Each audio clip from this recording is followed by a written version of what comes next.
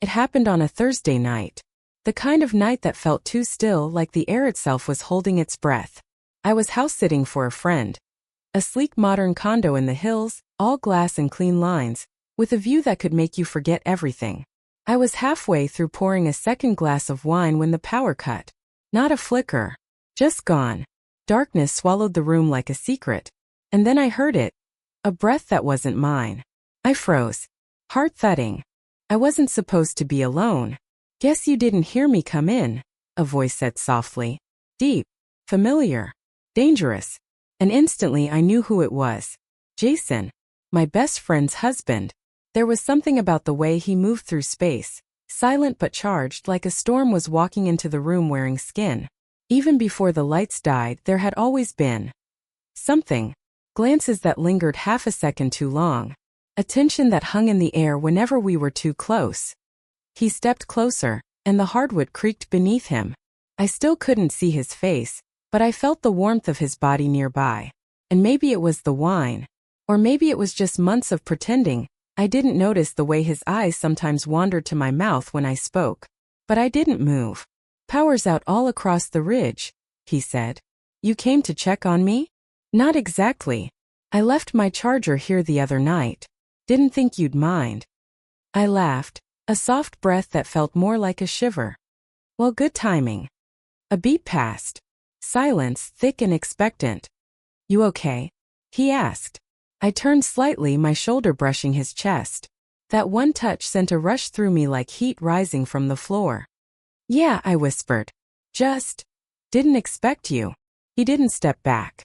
Neither did I. The dark was a kind of permission. No eyes, no judgment.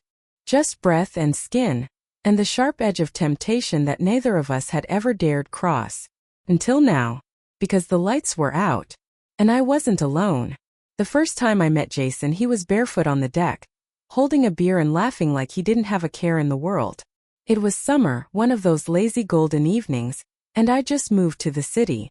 My friend Rachel had invited me to her birthday barbecue, and he was the first one to greet me. He smiled like we already knew each other. You must be the infamous bestie, he said, holding out his hand. I've heard stories. That smile. It stayed with me long after the night ended. He had that rare kind of charm, not loud or showy, just easy, effortless, like he didn't need to try, and that somehow made everything he did feel even more deliberate. First I thought I imagined it. The way his eyes searched mine when I spoke. How his laugh would fade just a moment too long when I looked away. But it kept happening. Little things. Passing me a plate and letting his fingers linger too long. Saying my name like it was private. A glance at my legs when he thought I wasn't looking. I told myself it didn't mean anything. He was married. And Rachel adored him. I wasn't about to step into that story. But the truth is, I liked the way he looked at me. There was one night that changed everything. A dinner party, just 6 of us. Too much wine, too many inside jokes. He and I ended up in the kitchen alone. He reached above me for a bottle on the top shelf and his chest brushed my back. Barely a touch, but it unraveled me. I turned to say something casual. But when I looked up, he was already watching me. Not smiling. Just looking. Eyes dark, mouth slightly parted. And in that second I felt it. This wasn't one-sided. We didn't speak of it after. But that moment lived in the silence between us every time we crossed paths. So when he showed up in the dark that night, when the lights were gone and the rules suddenly felt negotiable, I knew exactly what was happening. I just didn't know if I wanted to stop it. I didn't plan to move. Not toward him. Not at all. But when you're standing that close, when the air between you feels charged and silent, something else starts making decisions for you. Jason's breath was steady, but his body. It wasn't. I could feel the tension under his skin. Every second that passed in the dark made it clearer. We weren't just playing with fire. We were already standing in it. Do you want me to leave? He asked, voice low but firm. I should have said yes. Instead I said nothing. Just reached out slowly and let my fingers graze his arm. Light as a whisper. He didn't flinch. You shouldn't be here, I murmured. But I didn't move my hand. Neither did he. I know. And still, neither of us backed away. The silence grew thick again, wrapping around us like heat. I felt his fingers brush my wrist, a touch so light it almost felt imagined. But it wasn't. I could feel the pulse beneath my skin leap, like it had been waiting for that moment since the first time we met. Then I heard it. A sound I hadn't realized I'd made. A breath that caught in my throat as his hand slid to my waist. Slow. Careful. Asking. I didn't stop him. My heart was beating so loud I was sure he could hear it. Or maybe that was his. I couldn't tell where one of us ended anymore. The dark had erased everything except sensation. He leaned in. I felt the warmth of his face near mine, but he didn't kiss me. Not yet. It was worse than kissing.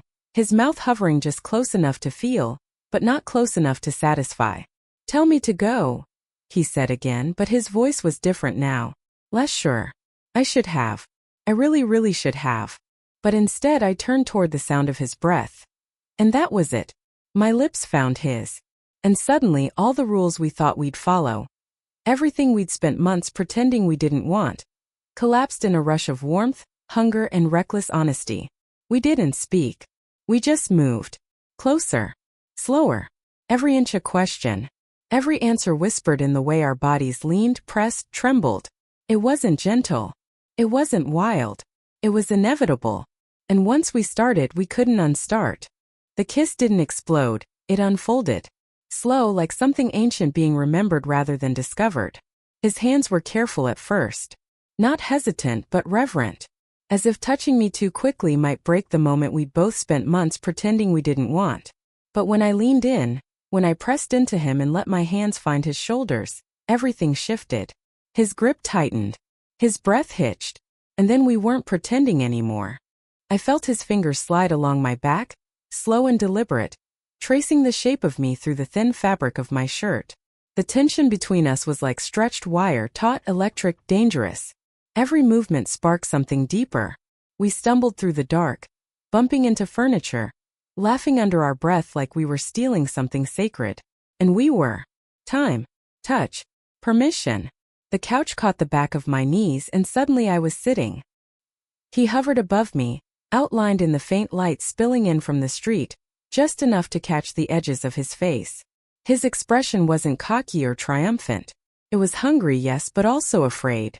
Like he knew the moment had passed the point of return, and it terrified him almost as much as it thrilled him. He touched my face, brushing my cheekbone with the back of his knuckles. I've thought about this, he whispered. Me too, I breathed. I shouldn't have said it. But the truth had a gravity all its own that night. There was no room left for denial, only desire, and the ache of wanting something we weren't supposed to have. His lips found mine again, deeper this time, more sure. I arched into him as his hands explored me with a quiet kind of urgency, like he was memorizing every part of me with his fingertips. I was burning, from the inside out, and the world outside, Rachel, the city, the rules, the consequences, felt miles away. There, in the silence of the blackout, his breath in my ear, his body pressed to mine, I stopped thinking altogether. And that was the most dangerous part of all. The blackout didn't last all night, but we did. At some point the lights flickered back.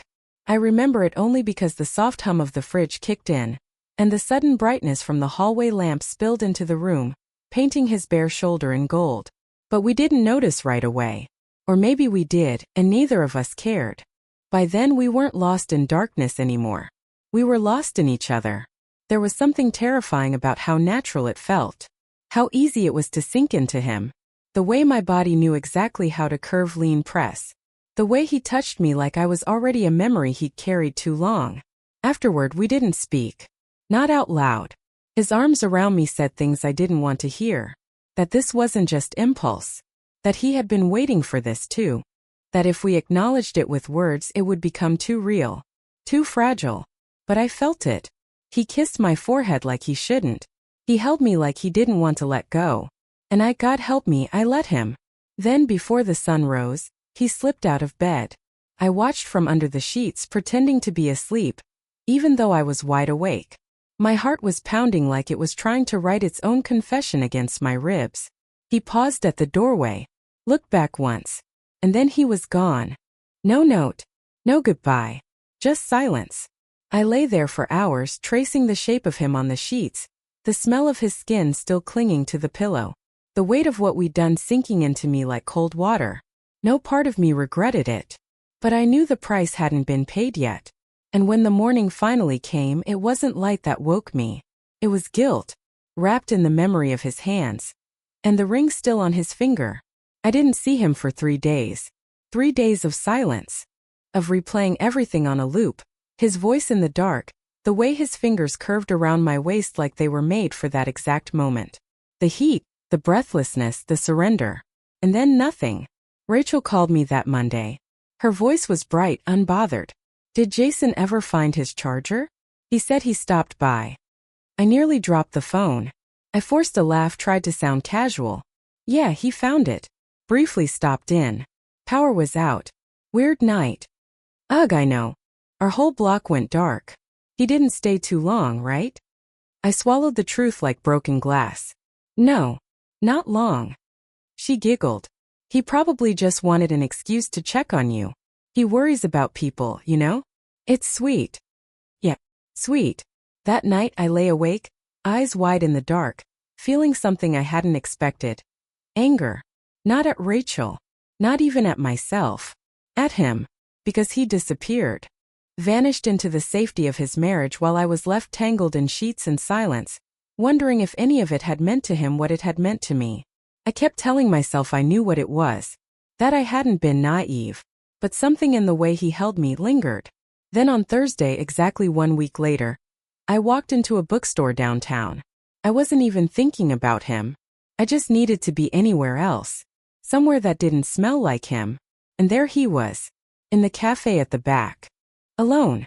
He looked up when I walked in. And everything in his face changed. He stood so fast he knocked his coffee off the table. People stared. I froze. He walked up to me, voice low and shaking. Can we talk? I should have said no. But I didn't. Because despite everything, part of me still needed to hear it. Why he left. What it meant. What came next. We didn't talk in the cafe. Not really. Too many ears. Too many eyes. Too many unspoken things between us. Pulsing louder than words ever could. He just looked at me like he didn't know where to start. And I looked at him like I was afraid of the ending. So we left. We ended up in his car, parked by the overlook. The same spot where Rachel once told me he proposed. The irony made my chest ache. I haven't slept since that night, he said, finally breaking the silence. I didn't respond. I keep thinking I can compartmentalize it, just put it in a box and pretend it didn't happen. But I can't. Not with you. I looked out at the city lights. Then why did you leave without a word? He exhaled hard like he'd been waiting for that question. Because if I'd stayed, I wouldn't have left. And I knew if I stayed, I'd keep staying. Again. And again. And that would have been worse? I asked quietly. He shook his head. No. That would have been everything I want. Which is exactly why I had to go. We sat in silence. My hands were clenched in my lap. His rested on the wheel, white-knuckled. Then he turned to me. Isra. Honest. I'm not happy, he said. Not really. Not like this. And I haven't been for a long time. But she's good. She's kind. And I made a vow. And me? I asked, voice barely audible. What was I? He didn't hesitate. You were the truth I couldn't say out loud. Those words, simple, devastating, landed in my chest like a wound. Then he reached over and took my hand. Held it like it was already slipping away. I'll never forget it, he whispered. But I won't ask you to wait for something I'm too much of a coward to leave for. And in that moment I realized, he wasn't choosing her over me. He was choosing fear over freedom. So I leaned in one last time, pressed my lips to his cheek and whispered, then this is where it ends. He nodded. A tear slid down his face. And I walked away. Not because I didn't love him, but because I finally loved myself more.